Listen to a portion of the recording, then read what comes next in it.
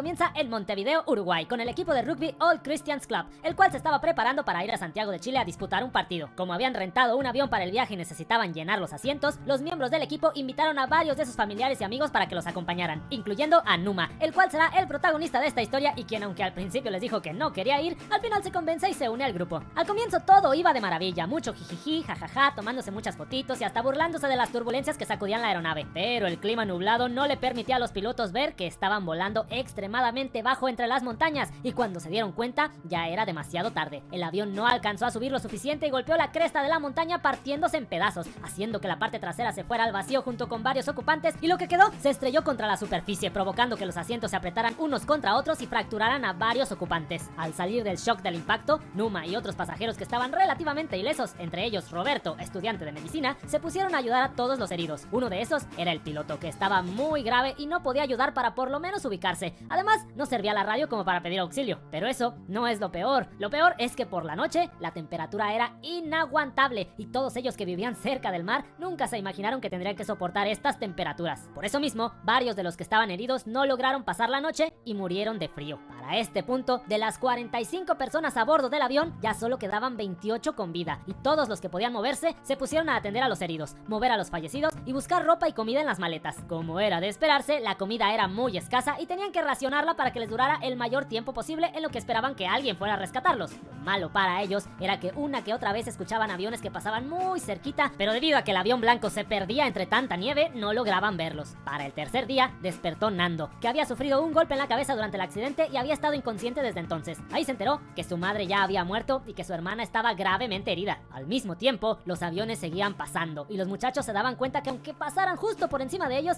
era prácticamente imposible que los vieran, por lo que lo único que podían hacer era seguir aguantando durante varios días más hasta que sucediera un milagro. Pero lo único que sucedía era que la comida se acababa, y con el hambre y la desesperación empezaron a surgir ideas que en un principio parecían impensables. Nando comenzó a decir: yo no me voy a morir de hambre, si hace falta me como los cuerpos. Y esa frase levantó un debate entre todos los sobrevivientes, porque no solamente estaban hablando de comer carne humana, estaban hablando de sus familiares, de sus amigos y conocidos que habían estado con ellos hace apenas unos días, además de todas las implicaciones morales, religiosas y hasta de logística para realizar esa tarea. Sea como sea, no se llegó a una conclusión y todos siguieron pasando hambre. Al día siguiente, la hermana de Nando muere, y eso sirve como catalizador para que los más valientes y desesperados salgan a la intemperie utilizando unos cuantos cristales rotos y comiencen a diseccionar un cadáver. Una vez que los demás ven que ya hubo quienes dieron el primer paso, poco a poco se les fueron uniendo, quedando solo unos pocos que se aferraban a sus convicciones. Durante esos días, los primos Strauch eran los encargados de hacer el trabajo sucio para que los demás solo tuvieran que tragar el bocado sin saber ni de quién era, lo que les facilitaba la tarea de alimentarse a pesar de las circunstancias. Al poco tiempo, encontraron una radio, la cual tuvieron que arreglar, y así se enteraron que después de 10 días de haberlos estado buscando,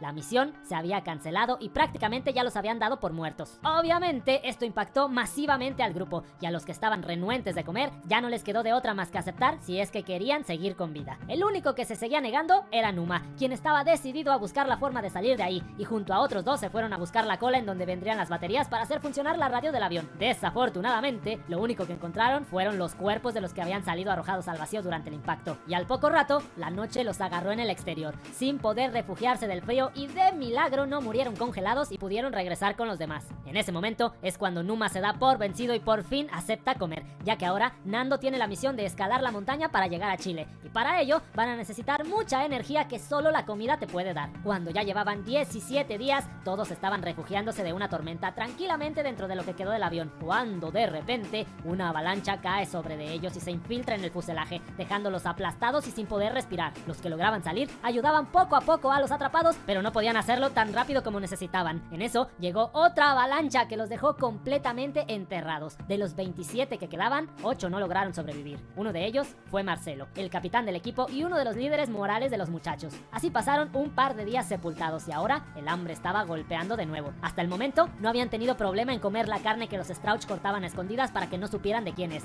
pero acá no les quedaba de otra. Si querían comer, tenían que escoger a alguien y hacerlo ahí, enfrente de todos. Al cuarto día sepultados, Numa no aguantó más y se puso a escarbar un agujero para salir a la superficie, pero al patear una ventana se hizo un corte en la pierna. De cualquier forma, logró su cometido y pudieron volver a ver el cielo, ya que la tormenta había pasado. A todo esto, ya llevaban casi un mes en el lugar, y por más que Nando ya quería que se fueran a caminar hasta encontrar algo, el grupo le decía que todavía era muy peligroso y que esperaran unos días más para prepararse y dejar que subiera subiera un poco la temperatura, ya que estaba a punto de comenzar el verano. Para cuando llegó ese momento, los heridos estaban prácticamente agonizando y uno de ellos muere. Es por eso que un grupo de 4 decide salir a caminar hacia el oriente, intentando llegar a la Argentina. Pero Numa pronto se da cuenta que su herida es más grave de lo que piensa, ya que está infectada, y tiene que regresarse con los demás para no ser una carga para los exploradores, los cuales se encontraron con la cola del avión y ahí hallaron un montón de cosas, entre ellas ron, cigarros y chocolates, además de las baterías que tanto habían deseado, y ahora la misión es llevar la radio hasta las baterías para hacerla funcionar y lograr hacer contacto con alguien. Pero no, la cosa sale mal, y a pesar de que medio logran hacerla que funcione, nadie les contesta y se tienen que regresar al grupo con la única ventaja de haber encontrado una tela aislante con la que pretenden armar una especie de saco de dormir y así poder pasar las noches de exploración al exterior. Después de eso, pasaron muchos días en los que el grupo nomás no se animaba a enviar otra misión de exploración, ya que todos los esfuerzos que habían hecho hasta el momento habían sido inútiles. Pero todo cambia un día que Numa platica con Nando y le dice que cuando muera le da su permiso para que se puedan alimentar con él. Al día siguiente, Numa muere y les deja una nota diciéndoles: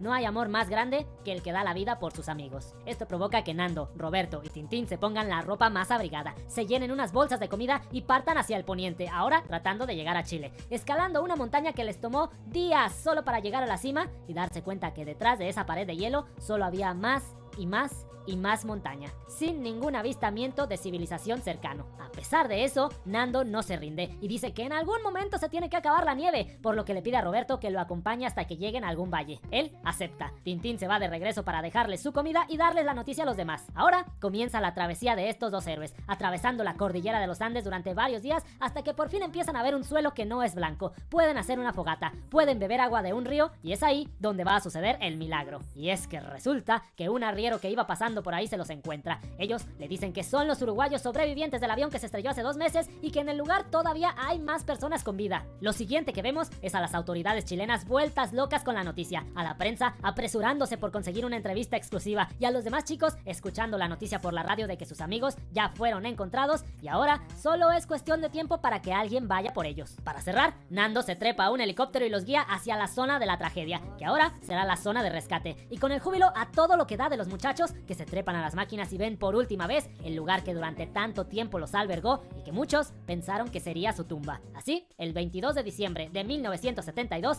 los 16 sobrevivientes fueron rescatados y pudieron reencontrarse con sus familias, algo que seguramente después de tanto tiempo ya ambos bandos veían imposible. Todos fueron llevados a hospitales para tratar sus múltiples problemas y fueron tratados como héroes por el pueblo, a pesar de que ellos mismos no se sienten así, porque siempre les quedará el recuerdo de los que no pudieron regresar. Ahora queda en manos de nosotros, los espectadores, recordarlos para siempre con obras de la calidad de esta maravilla de película. Fin. Así termina La Sociedad de la Nieve.